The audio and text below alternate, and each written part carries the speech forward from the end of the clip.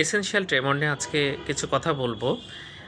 এটার সাথে একটা ফ্যামিলিয়াল অ্যাসোসিয়েশন থাকে। পরিবারে কারো থাকলে সাধারণত এটা হওয়ার চান্স থাকে এসেনশিয়াল ট্রেমর।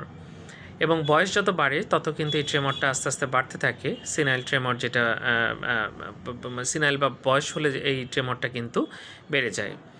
এইখানে দেখা যাচ্ছে আমাদের দুই হাতে সাধারণত কাঁপুনি থাকে বা ট্রেমর হয়।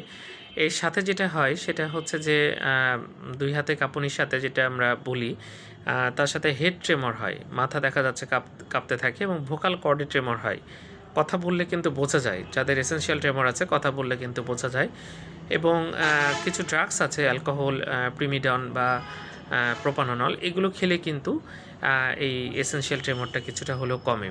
তো অ্যালকোহল দিয়ে আসলে চিকিৎসা এটা মানে আমাদের দেশের জন্য এটা উপযুক্ত না। আর তাছাড়া ইন্ডেভার এবং প্রিমিডন এটা খেলে কিন্তু এসেনশিয়াল ট্রেমরটা কমে যায়। তো এটা ডাক্তারের পরামর্শ, কী ডোজে খেতে হবে অবশ্যই একজন ডাক্তারের পরামর্শ নিয়ে আপনি এটার চিকিৎসা নেবেন, আপনি ভালো থাকবেন। তাহলে দুই দিকেই হবে, মাথাতে ট্রেমর হবে, গলাতে ভোকাল কর্ডে হয় ট্রেমর, হাতেও থাকতে পারে এবং এটা কিন্তু খুবই কমন। ধন্যবাদ সবাইকে।